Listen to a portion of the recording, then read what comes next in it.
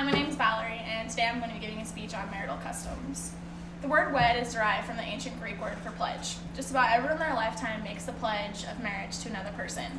Though methods have changed over time, the foundational beliefs of marriage have remained the same.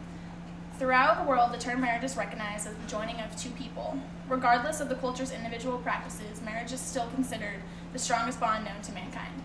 Specifically, we're going to talk about the different ways marriage has evolved and the different customs in first Jamaican culture, second Filipino culture, and third African culture.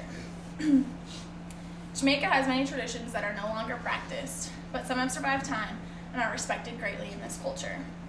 The ceremonies include making great amounts of food. The cake is the most prominent and important in the ceremony, and the most important aspect of the cake is the design and decoration. The more design and decoration a cake has, the higher standing the couple, the bride and the groom as a couple seem in the tradition.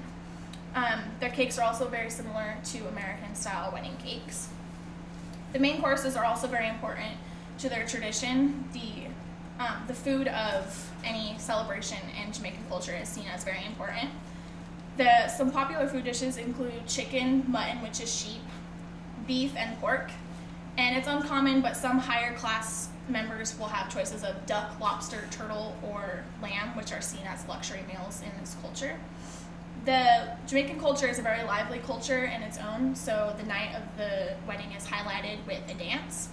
And at this dance, they usually will do the quadrille, which is one of the most traditional dances known to Jamaicans, and it consists of 4 people in a square formation, kind of like the traditional square dance. Thousands of miles away in Asia, the Filipino people have their own rituals and customs that are also very traditional to their country. In the Philippines, they have very unique wedding traditions, some which originate from Spanish missionaries that traveled there in the 18th century.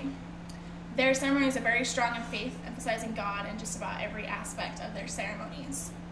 During the ceremony, they'll have candles on each side of the altar that they will light that symbolize God's presence and evoke the light of Christ into their married life as a couple.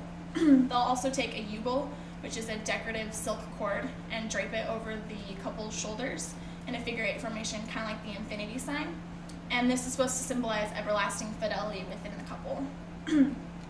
A lot of things they do in their wedding ceremonies arise from their many superstitions. Many of their superstitions are very traditional. They've done them over hundreds of years in this country, and they feel that there's no need to change these since they've worked fine for the past hundreds of years.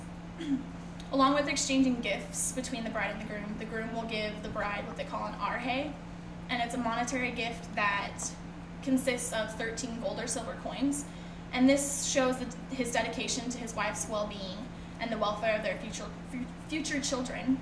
Another superstition that they have is the bride is not allowed to even try on her dress until the day of the wedding, or it's considered very bad luck for this couple. Unlike the Filipino strong superstitions concerning the wedding process, the Kikuyu tribe of Africa's social standings and wealth are the main emphasis on their wedding process. In Africa, in the country of Kenya, the Kikuyu tribe has many different customs than what we're used to as Americans. But just like in any other culture, marriage is a big celebration in this tribe. The father of the groom will pay the bride's family for his son to marry her daughter, which is called a dowry, and it's done in a lot of other countries as well. The dowry can be paid off in many different ways, but the most popular forms are in means of land, animals, and food.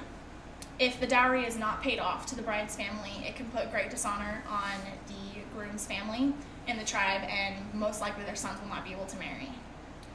When the dowry is paid, the bride's family will go out and kill a goat and cut off its 2 front legs and give it to the groom, which symbolizes that he now has full responsibility of his bride instead of his father. They usually have very large ceremonies with many people. The whole community will get involved, so it's not uncommon for there to be 5,000 guests or more. And the more the families are known, the more people will attend.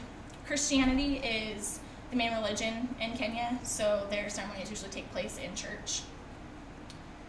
The main aspect of their ceremonies are the kambamba, which takes place the night of the wedding. And during this event, the woman is put on display, and only women can attend. They will wear dresses and sport extravagant hairstyles.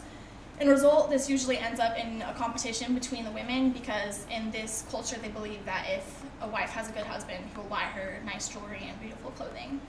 So although the Kenyan marriage cultures differ from those of other cultures, it's easy to see that these diverse cultures have very similar practices. Although the wedding ceremonies of these three cultures are so diverse, the concept of two people joining together is very universal.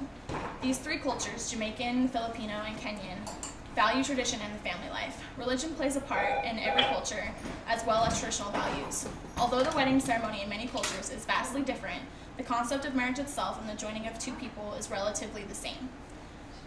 Many people may not understand or agree with customs or beliefs that are in their culture, but many know how strong this bond can be and how very important it is in many cultures.